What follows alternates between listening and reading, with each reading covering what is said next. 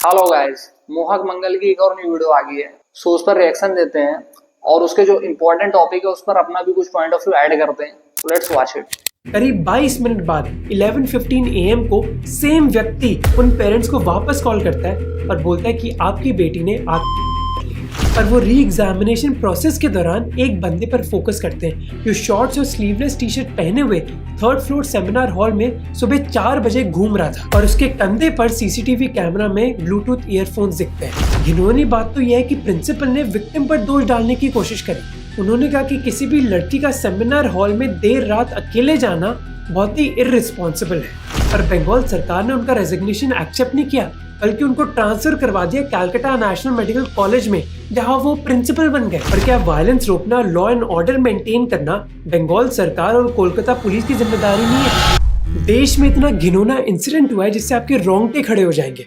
करोड़ों भाई हमारे देश में राखी बंधवाएंगे अपनी बहनों को प्रोटेक्ट करने के लिए, इससे हमारे ही समाज से। कोलकाता के इंसिडेंट ने दिखाया कि कैसा हमारा समाज फेल हो रहा है महिलाओं के लिए। जहां चीफ मिनिस्टर ममता बनर्जी को ऐसे इंसिडेंट्स रोकने चाहिए, वो उल्टा अपनी स्टेट में प्रोटेस्ट मार्च निकाल रही है और कोलकाता पुलिस लोगों को प्रोटेक्ट करने के बजाय ट्विटर पर नोटिस भेज रही है। क्या चल रहा है इस देश में? इस इंसिडेंट में हुआ क्या और कौन जिम्मेदार है, मैं आपको फुल डिटेल देना चाहता हूँ।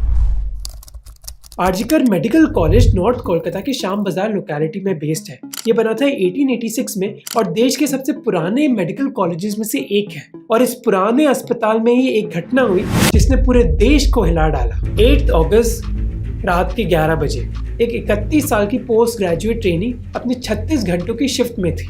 Post graduate trainees basically medical doctors होते हैं जो एक मास्टर्स की डिग्री कर रहे होते हैं स्पेशलाइजेशन के लिए। और इन ट्रेनीज के लिए 24 आवर्स, 36 आवर्स और 72 आवर्स के भी शिफ्ट बहुत आम बात होती है। इन शिफ्ट के दौरान उनको कंटिन्यूसली ऑन कॉल रहना होता है, यानी कि वो आराम कर सकते हैं पर जैसे ही कॉल बजे तो उनको ड्यूटी पर वापस आना होता है। रात में उसने अपने पेरेंट्स से बात करी और फोन में गुड नाइट बोल दिया, जिसके बाद वो अपने मेडिकल राउंड्स करने लग गई अस्पताल में, जो उसके लिए बहुत आम बात थी।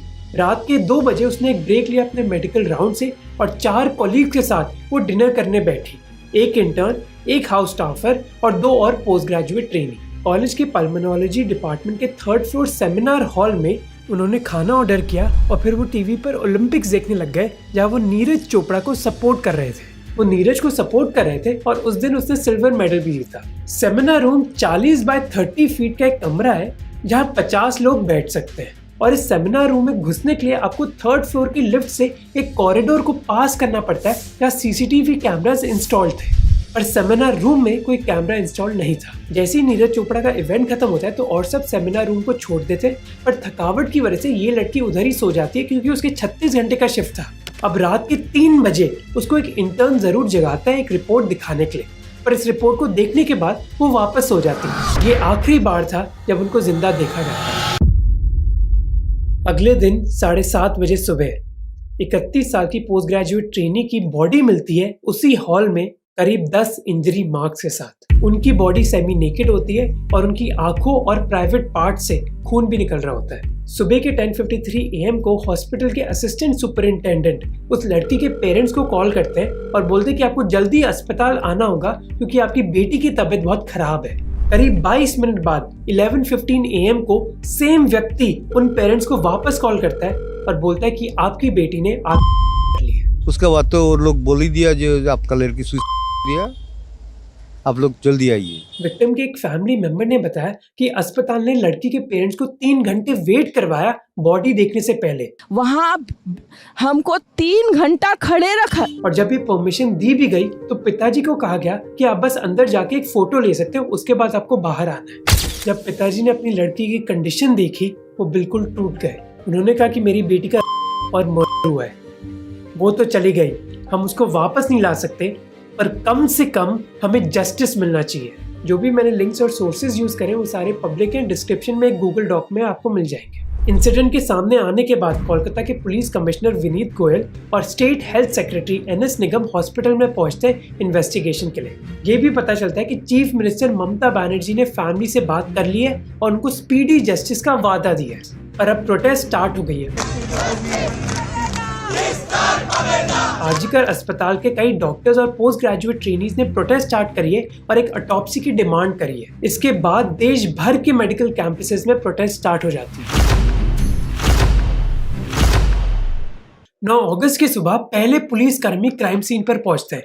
क्योंकि उनकी ड्यूटी हॉस्पिटल के आउटपोस्ट में होती है, इसलिए उधर वो जल्दी पहुंच पाते हैं। वो इमीडिएटली ताला पुलिस स्टेशन को इन्फॉर्म करते हैं, जिसकी ज्यूरिसडिक्शन में हॉस्पिटल है। हेलो, ये बोलছেন? उस पुलिस स्टेशन से फिर एक ऑफिसर्स की टीम आती है, इंक्लूडिंग होमिसाइडल विंग के डिटेक्टिव्स। सुबह के 11:30 बजे फोरेंसिक डिपार्टमेंट के एक्सपर्ट्स भी उधर पहुंचते हैं और एक केस रजिस्टर किया जाता है अननेचुरल डेथ का। पर फैमिली की पुलिस कंप्लेंट के बाद केस को बदल दिया जाता है रेप और मर्डर केस में।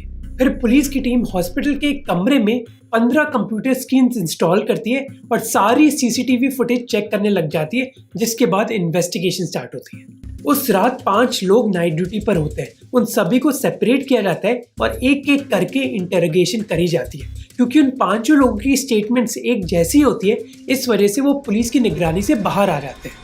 पर वो री एग्जामिनेशन प्रोसेस के दौरान एक बंदे पर फोकस करते हैं, जो शॉर्ट्स और स्लीवलेस टी शर्ट पहने हुए 3rd फ्लोर सेमिनार हॉल में सुबह 4 बजे घूम रहा था और उसके कंधे पर सीसीटीवी कैमरा में ब्लूटूथ ईयरफोन्स दिखते हैं।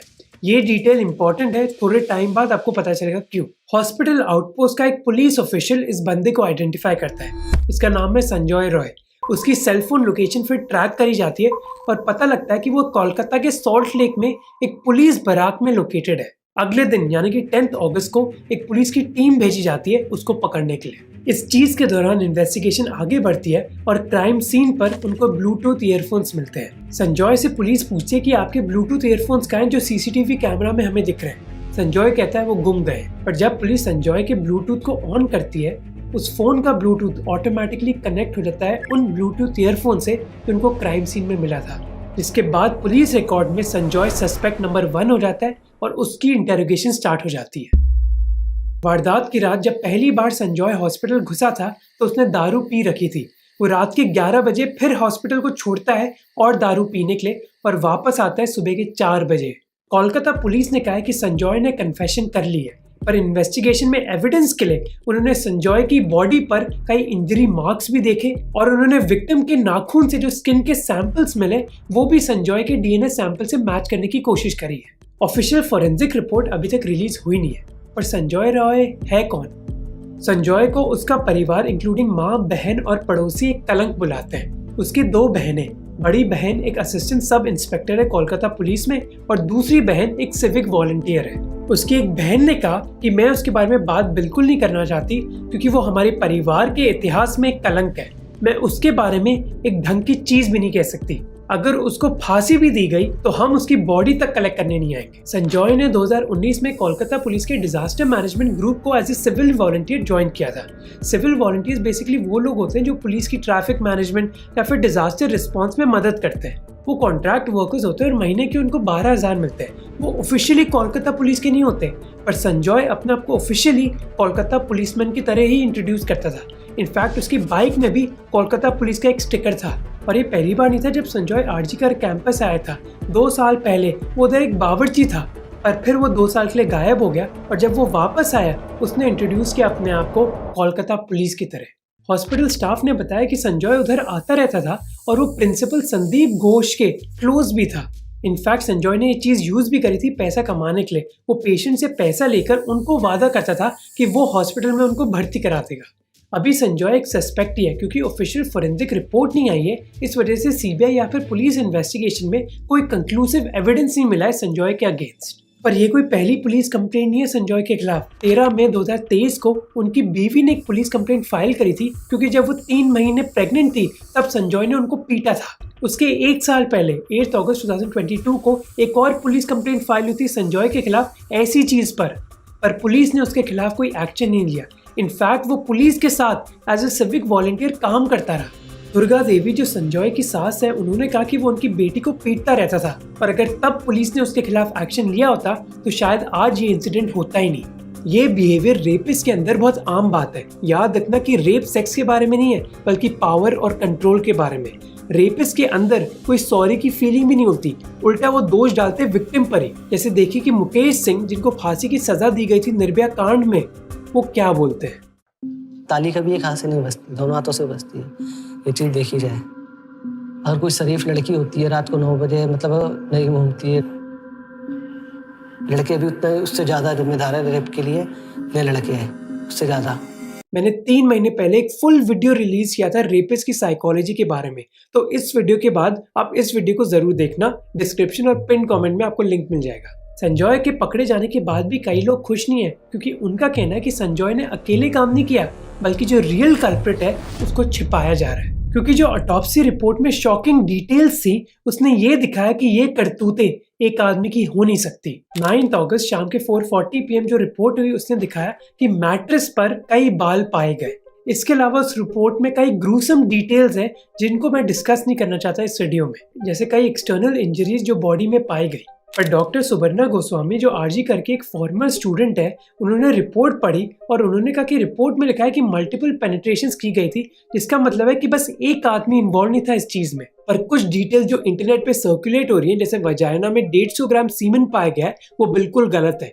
टाइम्स ऑफ इंडिया ने एक फैक्ट चेक पब्लिश किया है, जिसको आप वीडियो पॉज करके एक बार पढ़ सकते हो। कोलकाता के सीके बिरला हॉस्पिटल में डॉक्टर राजा धर ने भी इसी बारे में बात करी है कि जो भी डिटेल्स और रिपोर्ट्स आई हैं, उसके हिसाब से एक से ज्यादा आदमी इस क्राइम में इन्वॉल्व थे। उनकी स्टेटमेंट जो आपको सोर्स डॉक्यूमेंट में मिल जाएगी, वो कहती है कि क्राइम की डिटेल्स के हिसाब से मल्टीपल लोग इस भद्दी एक्ट में इन्वॉल्व थे। इसी वजह से इन्वेस्टिगेशन अभी कंप्लीट नहीं हुई है, पर जो माहौल था वो ममता बनर्जी सरकार के खिलाफ चले जाता है जब लोगों को पता चलता है कि सरकार ने कॉलेज के प्रिंसिपल के साथ क्या किया है। आरजी करके प्रिंसिपल है संदीप घोष। जैसे मैंने आपको पहले बताया था कि विक्टिम की फैमिली को बताया गया कि लड़की ने आत्महत्या करी है, क्योंकि प्रिंसिपल एडमिनिस्ट्रेटिव हेड होता है किसी भी कॉलेज का, इसलिए जिम्मेदारी तो प्रिंसिपल की होती है। और इसका अंदाजा लगाना बहुत ही मुश्किल है कि प्रिंसिपल का अप्रूवल लिया नहीं गया था विक्टिम की फैमिली को कॉन्टैक्ट करने से पहले। घिनौनी बात तो यह है कि प्रिंसिपल ने विक्टिम पर दोष डालने की कोशिश करी। उन्होंने कहा कि किसी भी लड़की का सेमिनार हॉल में देर रात अकेले जाना बहुत ही इररिस्पॉन्सिबल है। तो एक मेडिकल कॉलेज के प्रिंसिपल भी उन्हीं लोगों की तरह जो दोष लड़कियों पर डालते हैं उनके अत्याचार के पीछे। इतनी घिनौनी चीज बोलने के बाद प्रिंसिपल के खिलाफ प्रोटेस्ट स्टार्ट हुई, पर उनके खिलाफ कोई एक्शन लिया नहीं गया। फाइनली 3 दिन बाद 12 अगस्त को उन्होंने रिजाइन किया, पर बंगाल सरकार ने उनका रेजिग्नेशन एक्सेप्ट नहीं किया, बल्कि उनको ट्रांसफर करवा दिया कलकत्ता नेशनल मेडिकल कॉलेज में, जहां वो प्रिंसिपल बन गए। Dr. Sandeep Ghosh stepped down as the principal of RG Medical College. The West Bengal government appointed him as the principal of Calcutta National Medical College and Hospital. मतलब आप कोई जिम्मेदारी उठाओ नहीं और इतनी घिनौनी चीज बोलो, उसके बाद आपको पोजीशन से हटा नहीं दिया जाएगा, बल्कि दूसरे मेडिकल कॉलेज का प्रिंसिपल बना दिया जाएगा। वाह भाई वाह। उल्टा उनकी नई अपॉइंटमेंट रोकने के लिए डॉक्टर, स्टूडेंट्स और जूनियर इंटर्न्स ने ऑफिस के दरवाजे ही बंद कर दिए ताकि ये प्रिंसिपल अपनी नई पोजीशन ना ले सके। तृणमूल कांग्रेस के 2 सीनियर मेंबर्स उधर स्टूडेंट्स को ठंडा करने के लिए गए। ये थे एमएलए स्वर्णा कमल और स्टेट मिनिस्टर जावेद अहमद खान। पर स्टूडेंट्स ने कहा कि आप हमें ठंडा करने के लिए क्या आए हो? अगर आपको इतनी परवाह है तो संदीप घोष को नया प्रिंसिपल क्यों बना दिया? संदीप घोष के तृणमूल कांग्रेस से बहुत क्लोज टाइज है और कई डॉक्टर्स ने यह आरोप लगाया कि वो हॉस्पिटल को चलाते थे जैसे उनका खुद का किंगडम हो। वो अख्तर अली जो आरजी करके फॉर्मर डेप्यूटी सुपरिंटेंडेंट थे, उन्होंने कहा कि संदीप सबसे करप्ट लोगों में से एक है। बहुत ही करप्टेड आदमी है वो। आरजीकर मेडिकल कॉलेज में स्टूडेंट लोगों को फेल कराना, टेंडर ऑर्डर देकर के 20% कमीशन लेना, मतलब आरजीकर में जो भी काम होता था सब जगह वो पैसा खाते थे। कई स्टूडेंट्स जिन्होंने संदीप के नीचे काम किया है वो कहते हैं कि ये प्रिंसिपल डिक्टेटर से कम नहीं है। एक मेडिकल इंटर्न ने इंटरव्यू में बताया कि डॉक्टर संदीप घोष कुछ भी कर सकता है तुम्हारे खिलाफ। वो अपने पॉलिटिकल कनेक्शंस यूज करता है स्टूडेंट्स को धमकी देने के लिए, अगर वो उनकी बात माने ना। कई स्टूडेंट्स को उसने फेल करवा दिया है क्योंकि उन्होंने अपनी आवाजें उसके खिलाफ उठाई हैं। विक्टिम की फैमिली के लॉयर ने कहा कि सरकार ने प्रिंसिपल को हटाने की बजाय ट्रांसफर कर दिया है। हम सरकार पर कैसे भरोसा कर सकते हैं? इसी वजह से कोर्ट ने केस को ट्रांसफर कर दिया सीबीआई के हाथ में, क्योंकि लोगों का भरोसा कोलकाता पुलिस से चले गया था। अब ये समझने के लिए कि लोग क्यों ट्रस्ट नहीं करते वेस्ट बंगाल सरकार को एक इंडिपेंडेंट इन्वेस्टिगेशन करने के लिए, आपको समझना होगा कि बंगाल की पॉलिटिक्स काम कैसे करती है। इस पर कुछ साल पहले मैंने एक डिटेल वीडियो बनाया था जो मैं स्ट्रांगली रेकमेंड करूंगा कि आप इस वीडियो के बाद देख लो। इसका लिंक डिस्क्रिप्शन में भी है और वीडियो के एंड स्क्रीन में मैं वो भी डाल दूंगा। वेस्ट बंगाल की राजनीति में तृणमूल कांग्रेस का हर जगह कंट्रोल है, जो उन्होंने कम्युनिस्ट पार्टी से ही सीखी है। जिसका मतलब है कि यूनिवर्सिटी पॉलिटिक्स हो या फिर पंचायत की पॉलिटिक्स, हर जगह तृणमूल कांग्रेस का ही बोलबाला है। इस वजह से कई लोग उनके खिलाफ बोल भी नहीं सकते। अब इस वीडियो में मैं डिटेल में नहीं जाऊंगा, अब ये वीडियो देख लेना। पर इस चीज की वजह से ही लोग विश्वास नहीं करते कि बंगाल की सरकार एक इंडिपेंडेंट इन्वेस्टिगेशन कर पाएगी। 13 अगस्त को ये मुद्दा कोर्ट तक पहुंच गया, जब विक्टिम के परिवार के लॉयर ने आर्ग्यू किया कि ये केस इमीडिएटली सीबीआई को ट्रांसफर हो जाना चाहिए, नहीं तो एविडेंस डिस्ट्रॉय कर दिया जाएगा। लॉयर ने कई आर्गुमेंट दिए, जैसे फोन कॉल में फैमिली को बताया गया कि ये सुसाइड का केस है, फिर 3 घंटे उनको वेट करने पड़े बॉडी देखने से पहले, फिर रेप और मर्डर का एविडेंस था, फिर भी पहला केस जो कोलकाता पुलिस ने फाइल किया था वो अननेचुरल डेथ का था, फिर डॉक्टर संदीप घोष को ट्रांसफर कर दिया गया, ना कि उनको हटाया गया। तो कलकत्ता हाईकोर्ट ने आर्गुमेंट सुने और उन्होंने केस इमीडिएटली ट्रांसफर कर दिया सीबीआई के हाथ में। पर सीबीआई ने अपना काम स्टार्ट भी नहीं किया था कि एक वीडियो वायरल हो रहा था। सेमिनार रूम जहाँ विक्टिम का रेप और मर्डर हुआ था, उसके पास वाला रूम सडनली रेनोवेट हो रहा था। एक स्टूडेंट प्रोटेस्टर ने पूछा कि क्राइम सीन के पास तोड़फोड़ क्यों स्टार्ट कर दी गई है जब इन्वेस्टिगेशन चल रही है। आपके कॉलेज में इतना बड़ा हादसा हुआ है, सीबीआई इन्वेस्टिगेशन स्टार्ट करने वाली है, तो फिर रेनोवेशन करने की क्या जरूरत है? क्या जल्दीबाजी है इस रेनोवेशन की? इसके अलावा सोशल मीडिया पर कई और अफवाहें फैलने लगी, जैसे एक सेक्स और ड्रग रैकेट उधर चल रहा था। क्योंकि कुछ डिटेल्स इतनी भद्दी और कॉन्क्रीट एविडेंस नहीं दिया गया किसी भी ऑफिशियल रिपोर्ट में, इसी वजह से ऐसी चीजों के बारे में मैं इस वीडियो में बात नहीं करूंगा। तो जो पूरी पब्लिक थी उनका ट्रस्ट चले गया था एडमिनिस्ट्रेशन से कि वो ढंग से इन्वेस्टिगेशन कर पाएंगे। 14 अगस्त को उन्होंने प्लान बनाया एक साइलेंट प्रोटेस्ट का। आजादी के दिन के पहले रिक्लेम द नाइट मार्चेस हुई देश भर में, ये दिखाने के लिए कि महिलाएं भी पब्लिक स्पेसेस में हिस्सा ले सकती हैं। हम लोग सिर्फ रात को नहीं, हम लोग दिन में भी सुरक्षित नहीं है। दिन में भी हम लोगों के साथ विजिटिंग होता है। हम लोग अपना सुरक्षा चाहते हैं, हम लोग अपनी लड़कियों का सुरक्षा चाहते हैं और कुछ नहीं चाहते। ये प्रोटेस्ट देश भर में पीसफुल थी, पर सडनली आरजीकर अस्पताल के पास प्रोटेस्ट ने एक बहुत डेंजरस टर्न ले लिया। 12 बजने के बाद आरजीकर अस्पताल में वायलेंस देखने को मिला। कई अननोन लोगों ने बैरिकेड तोड़कर डॉक्टर्स को मैनहैंडल किया और हॉस्पिटल प्रॉपर्टी को तोड़ डाला। इमरजेंसी बेड्स जहाँ कई पेशेंट्स मौजूद थे उनको तोड़ा गया और मजबूरन डॉक्टर्स, नर्सेज और कई पुलिस ऑफिसर्स को भागना पड़ा। प्रोटेस्टर्स ने बताया कि ये अननोन लोग ट्रकों में प्रोटेस्ट साइट में आए थे, पर किसी को ये पता नहीं था कि ये कौन थे। इनमें से कई लोग तो लड़कियों के हॉस्टल तक चढ़ने की कोशिश कर रहे थे। एक पैनिक सा एनवायरनमेंट क्रिएट हो गया। रात के 2 बजे कोलकाता के पुलिस कमिश्नर विनीत गोयल उधर पहुंचे और उन्होंने दोष डाला मीडिया पर। उन्होंने कहा कि मीडिया ने एक डिस्ट्रस्ट क्रिएट कर दिया है पुलिस और सिविल सोसाइटी के बीच। Malicious media campaign. Calcutta police has lost the trust of the people because of this, whether it is a social media and this. BJP state secretary Suvendu अधिकारी ने कहा कि ये गुंडे तृणमूल कांग्रेस के गुंडे थे, जबकि ममता बनर्जी ने कहा कि ये लोग सीपीआईएम और बीजेपी के गुंडे थे। कोलकाता पुलिस अब ट्विटर को यूज करके इन लोगों को आइडेंटिफाई करने में तुली है, पर अभी तक हमें ये पता नहीं चला कि ये लोग थे कौन और इनका क्या मोटिवेशन था कि ये अस्पताल में घुस गए। अब कई लोगों ने कहा कि इन लोगों को भेजा गया था एविडेंस डिस्ट्रॉय करने के लिए। हॉस्पिटल में जरूर तोड़फोड़ मचाई गई, पर कोलकाता पुलिस ने क्लैरिफाई किया कि क्राइम सीन सेमिनार रूम है और उसको डैमेज नहीं किया गया है। पर क्या वायलेंस रोकना, लॉ एंड ऑर्डर मेंटेन करना बंगाल सरकार और कोलकाता पुलिस की जिम्मेदारी नहीं है? उल्टा ममता बनर्जी ने यह अनाउंस किया कि 19 अगस्त को वो प्रोटेस्ट करने जा रही है। क्यों? क्योंकि वो चाहती है कि रेपिस्ट को कैपिटल पनिशमेंट दी जाए, फांसी की सजा। ये तो हुआ कि उल्टा चोर कोतवाल को डांटे। आपकी स्टेट में एक ग्रूसम रेप हुआ स्टेट के कैपिटल में। प्रिंसिपल जो एडमिनिस्ट्रेटिव हेड होते हैं मेडिकल कॉलेज के, उनको हटाया नहीं किया बल्कि उनका ट्रांसफर कर दिया गया। ये केस फिर सीबीआई को ट्रांसफर कर दिया जाता है और फिर आप मांग कर रहे हो स्पीडी जस्टिस और कैपिटल पनिशमेंट की। पुलिस आपकी, सरकार आपकी, तो ये नाटक किस चीज का हो रहा है? पर ममता बनर्जी जो डेथ पेनल्टी की मांग कर रही है अपने प्रोटेस्ट में, वो एक तरीका है आपको डाइवर्ट करने के लिए। उनकी बातों में मत फंसो। उनकी तरह कई लोग हैं सोशल मीडिया पर जो कह रहे हैं कि देश में रेप्स बस इस वजह से हो रहे हैं क्योंकि हमारी पनिशमेंट इतनी स्ट्रिक्ट नहीं है। वो कहते हैं कि नॉर्थ कोरिया, अफगानिस्तान और सऊदी अरेबिया जैसे देशों को देखो जहाँ रेपिस्ट को बहुत कड़ी सजा दी जाती है। अगर इंडिया में भी ऐसा हो गया तो इंडिया एकदम से सेफ और डेवलप देश बन जाएगा, है ना? एकदम गलत। ये बहुत ही वाहियात आर्ग्यूमेंट है। मैं आपको बता दूं क्यों।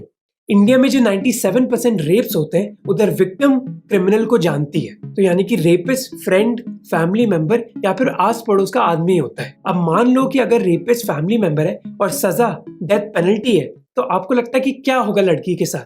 लड़की को बोल दिया जाएगा कि चुप रहे, परिवार में ही इस चीज को सॉल्व कर देते हैं, बेचारा ये मर जाएगा। दूसरी चीज, किसी भी क्रिमिनल के दिमाग में दो चीजें होती हैं। पहली है कि पनिशमेंट कितनी स्ट्रिक्ट होगी और दूसरी की क्या संभावना है कि वो पकड़े जाएंगे।